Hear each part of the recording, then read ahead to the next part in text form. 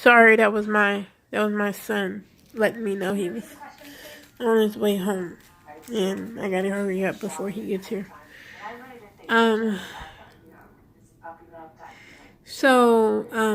stopped talking to her, and I'm quick to stop talking to a person. Quick. I can love you to the end of time. I can love you till God tells me to come home. I can love you, but if you purposely hurt me, I'm done. Now, if I did something, said something, or reacted a certain way at a time where you felt I was in the wrong, or I was out of line, I expect you to say something like, bitch, hold on, don't do that. Or if later on you still holding a grudge, and I'm like clueless on what the grudge is about, and you don't open your mouth, that's not fair. That is not motherfucking fair unless you really don't want to fuck with me. Okay? Communication. If I did something wrong, you fucking tell me.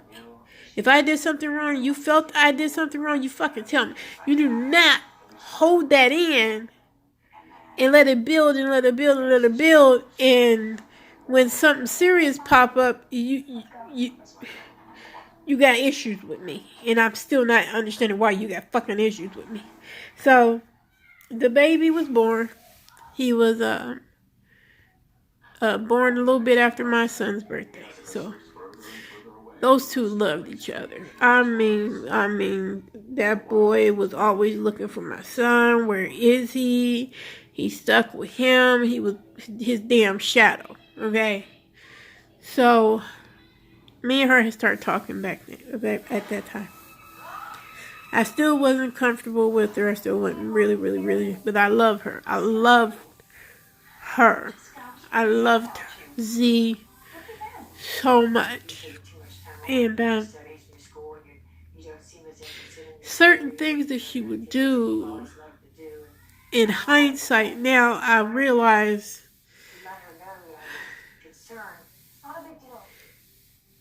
I think she got a kick off of people talking shit about me and her telling me. I don't know. I don't know. Then the following year, she started acting funny again. And she, when I would come over to visit, she would always have her back to me. This woman always was in my motherfucking face. Okay? But all of a sudden now she's always got her back to me. And I felt that was weird. So me and her didn't talk. I didn't go over her house for a good minute. And the reason why is because it was something that was just nagging me. Like, what the fuck is going on? What's wrong? What's going on? And she in and out the hospital more than before. And I called her one day, and I said, Z, are you pregnant? She was like, she got here yesterday. My best friend, who I love with everything in me, didn't tell me she was pregnant. She hid it from me. Didn't tell me that the baby was here. The only way I found out was because I called her. Her and the baby almost died on the delivery table because she has holes in her heart. She has a heart murmur. She has sickle cell. I don't know what type of sickle cell, but it puts her in the hospital in severe pain. And yeah, so I cried. I cried as if somebody ripped my fucking heart out, because I'm your best friend. Why wouldn't you tell? You told me the first time. Why wouldn't you tell me the second time? What is the issue? Now, the second time, she had a girl. And my theory, when people are pregnant with girls, they sneaky. And when they pregnant with boys, they violent. I was violent. I would ask you, what the fuck are you looking at? Pregnant as hell. Okay, you ready to fight? Wait till I drop this baby, bitch. You can show the fuck up. You know, that type of thing. And to me, women, and not all women, but, you know, with my dealings, women that are pregnant with girls, sneaky as shit. Sneaky and mean and vindictive and backstabbing. Sorry. That's how I feel. So, I cried and cried and cried, and I finally went over to see the baby.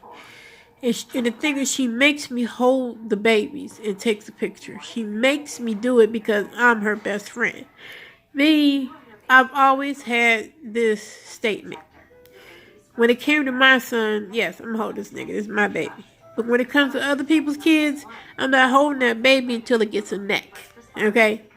The bobblehead baby, I'm not, no. Till that baby get a neck, I'm not holding this baby. Okay? And I be meaning that, but my friends be like, bitch, shut up. Here, hold her. So she would make me hold the baby and everything. And her man was an asshole during both of the children being on this earth, not helping her. So yeah, she was always in a shitty mood. I would buy the kids their birthday gifts, which I didn't have to. I would buy the kids Christmas gifts. But I also learned that if I can get her to come over for, let's say, Thanksgiving, I would cook. I'm blind, but I can still fucking cook. I burn myself a little bit, but I can still fucking cook, okay? I would cook, and I would make her favorite dish, which was potato salad, and I would make a big-ass bowl of it because she's taking that motherfucker home. She don't want to share with nobody. And, she came over for Thanksgiving, fed the kids and everything, and, you know, did her Tupperware bowls to take food home because, you know, it's more of them and less of me. You know, it's just me and my son. And at the time, even now, I don't have an appetite. I have to force myself to eat, or my son has to remind me, Mom, did you eat? Or my blood sugar drop, and it's like, oh shit, I need to eat. But I really don't have the desire to eat. So she really takes all, because it's her oldest and 3 more, plus her and her man, baby daddy, husband, basically. They've been together so goddamn long. They've been together 16 years, almost 16 years. They married as far as I'm concerned. So I handed the babies their gifts, your Sesame Street gifts for the 3 of them. And she told me she would come back for Christmas dinner. So I have been talking to her off and on between Thanksgiving and before Christmas. Matter of fact, Christmas Day. And I had spent $170. Mind you, I don't have an income except for my Social Security.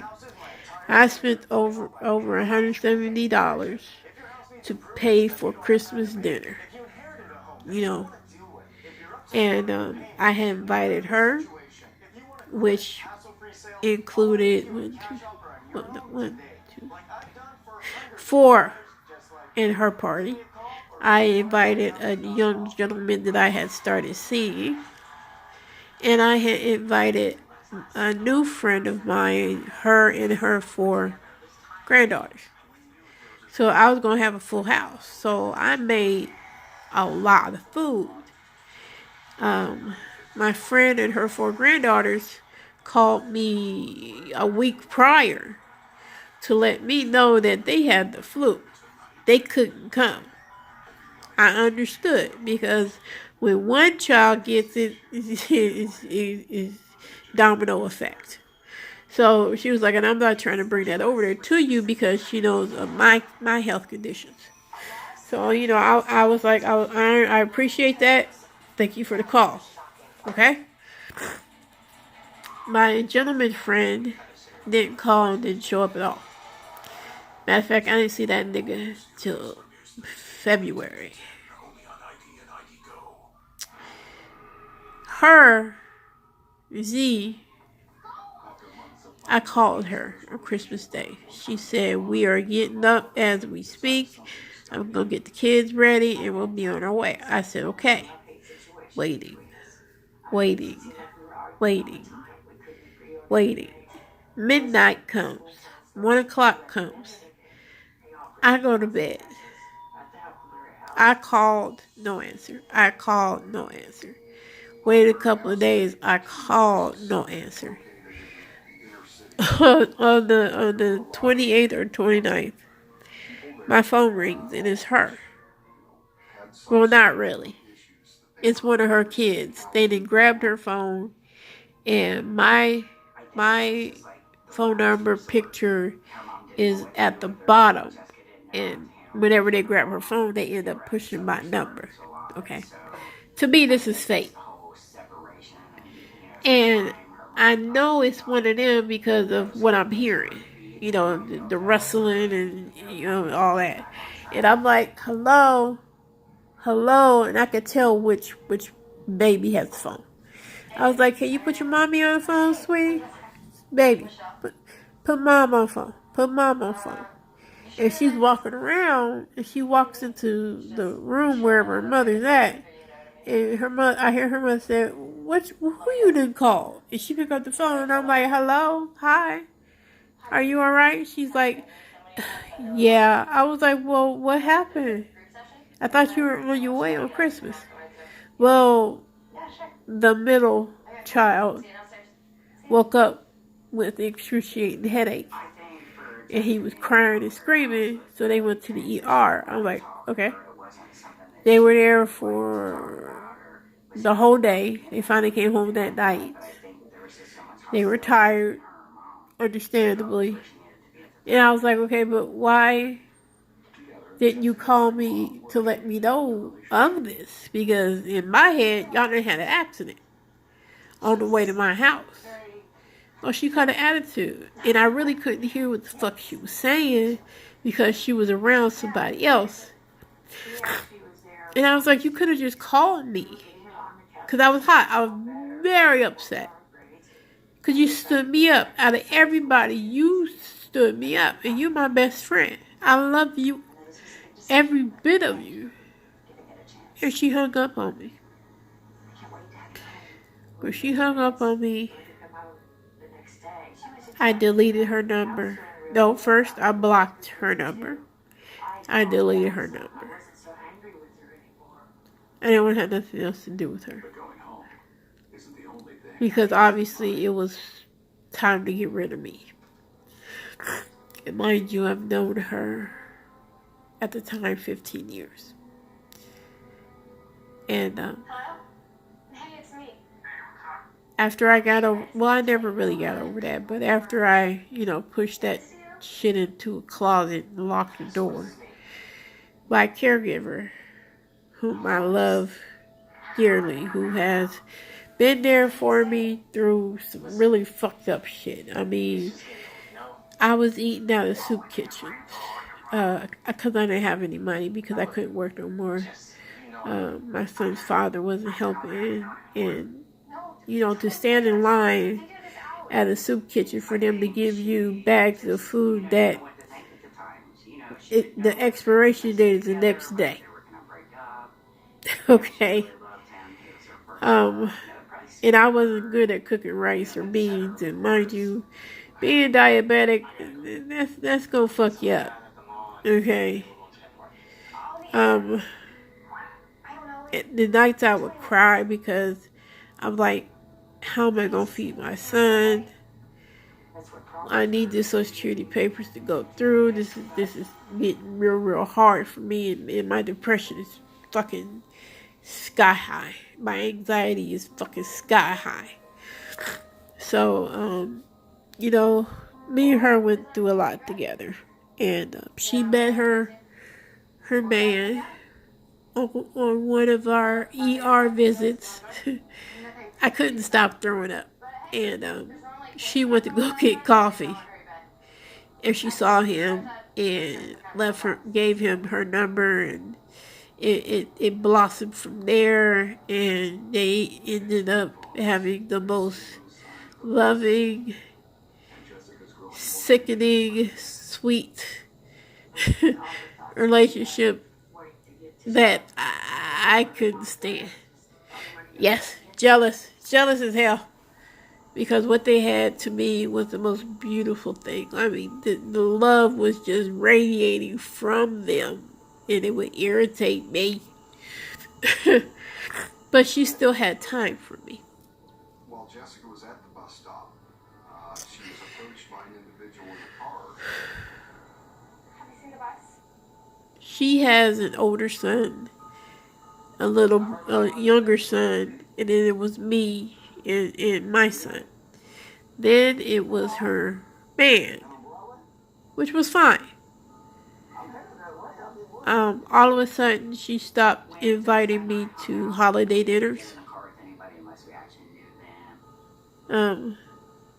Which hurt a little bit, but you know, don't nobody want to deal with a cripple at a party where everybody's gonna be drinking, you know.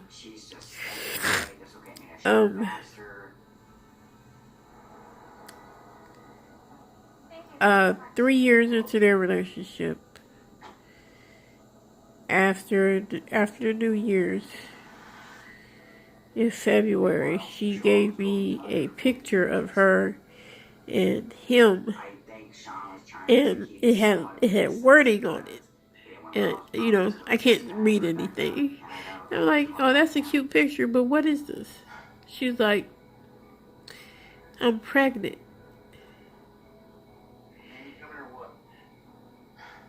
It was like somebody punched the shit out of me, and I couldn't breathe. And the first thing I said is, you're not going to have time for me. We're not going to be friends no more. This is the end. This is the beginning of the end for us. And she instantly got upset and said, I'm not like her. I'm not going to do that. We're still going to have time for you. And, you know, just running the whole bit. And I'm just looking at her and they're like, okay, we'll see. Lo and behold, don't have that much time for me. Don't call me. Don't text me. Unless it has to do with appointments, medications, going to the store. We are no longer sociable. We don't socialize like that anymore. Because she has her baby girl. She has her baby girl with her loving fiance and her 2 boys. And I have been pushed aside. Once again, I have been pushed aside by my mother. I have been pushed aside by my father more than once. I have been pushed aside by my family, both sides. I have been pushed aside by my son's father. I'm constantly being pushed aside as if I ain't worth shit. And every day I think about putting a gun in my mouth and just blowing my brains out, putting a grocery bag around my head and taping it around my neck, and just laying there in the bed, overdosing on my medications, The Duluth trading no yank tank. drowning myself, Dead cranking. Only at Duluth stores. just DuluthTrading.com. not waking up. I pay too much. This phone is terrible. You should really stop overpaying for But I need to stop being selfish. Brilliant iPhone 10R. I need to wake up for my baby, for my son, whom God gave to me. I need to stop being selfish. But on the other hand, it is so painful to get close to somebody and for them to look at you like you ain't shit and push you aside because you're no longer an important person in their life. No matter what they say to you, you feel it in your heart and in your soul, and you see it in their face. No matter what they say to you, you are nothing to them. Family or friends, you are not shit to them. My caregiver is leaving this summer. She's taking her family and going back to where she is originally from. And I already know what's gonna happen. Her life is going to be in full swing. And me even texting her to say hi, I will never get a response back because she's going to forget me. And the reason why is because I am not important to her. Scott played the perfect guy, but if you watch closely, I was never really that important to her, especially when her fiance entered her life. And now I look extra ugly. I'm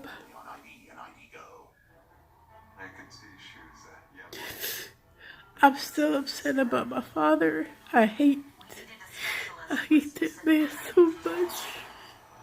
I want to let him know to his face that I'll be waiting for you at the gates of hell. We're gonna suffer together. You're gonna know how it feels to know that your father, for 40 years, didn't love you or care about you. You wouldn't shit to him.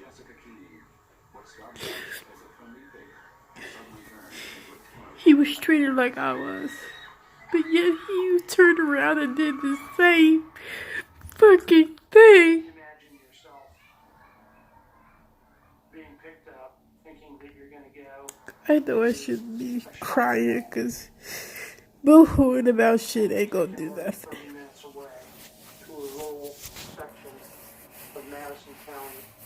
It just had to be a horrific thing for her to be going through. Hold on.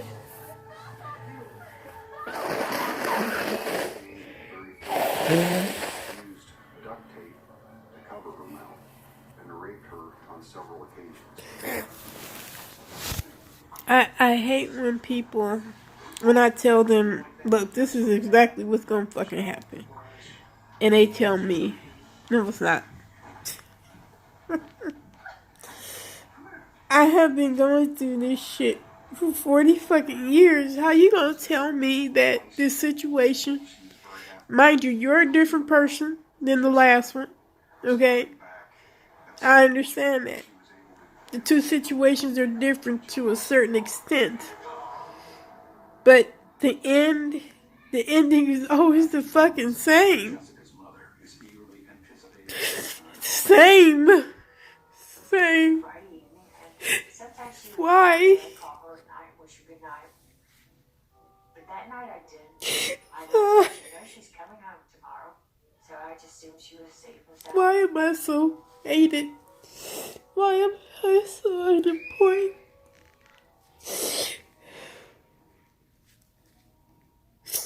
Yes, I am important to myself. Yes, I am important to my son. But as you all know, God did not put us on this planet to be alone. Everybody on this planet is fucking mean, disrespectful, users. And anybody that's sensitive is considered to be weak and to be run over, to be used and ran over. I really don't want to be on this planet no more. I don't want to breathe anymore, but I have to for my son, because if I kill myself, I don't think my son is going to make it. And I need to think about my baby. I need to think about my baby. I think about my baby. I don't know if my rent is going to get too high to the point where I can't pay it. And he's going to go have to live with a friend. And I have to live on the streets because I can't afford my rent. And if I have to live on the fucking street, then so be it. As long as my son has a roof over his head, I will pay his friend's parents to let him sleep there and go to school from there. No, I will not ask for help from my family. Fuck every single one of them.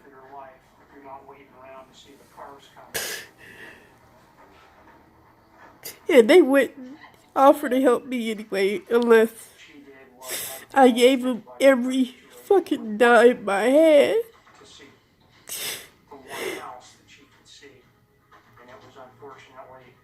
And I don't need to live my business.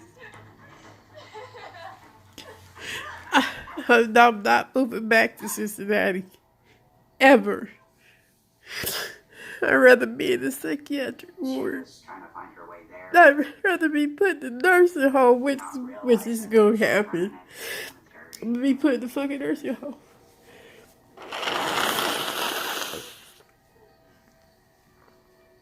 Chapel Cemetery is a pioneer. 40 fucking years old and go pee in a fucking nursing home. What kind of shit is this? You've been the victim of a crime, and now you're in a cemetery. And you've got the person that just assaulted you pursuing you.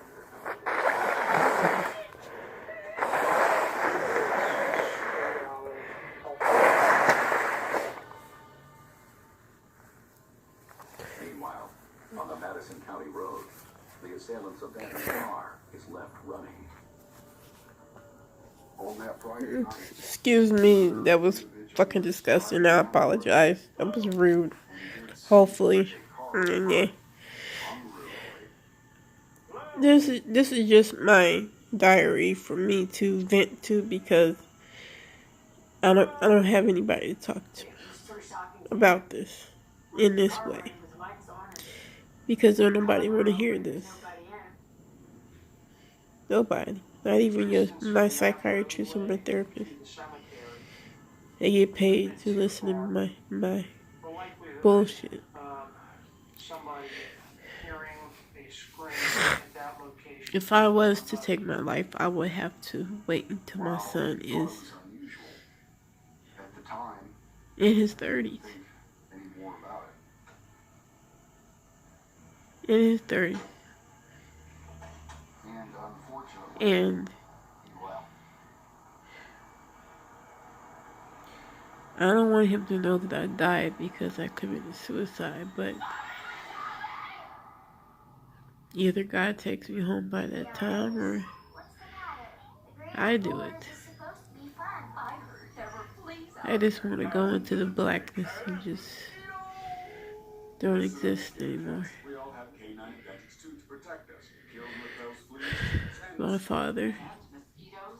father, all I wanted was from him, my love, his love. But due to the fact that I stole money from him, and he in turn stole money from me, somehow I am the bitch, the gut bucket, slut, whore. I'm like my mama's people. No, I'm like you. And I hate you to this day. I'll never have respect for you. Thomas Bowman, my father. The man, the only man I ever wanted to love me.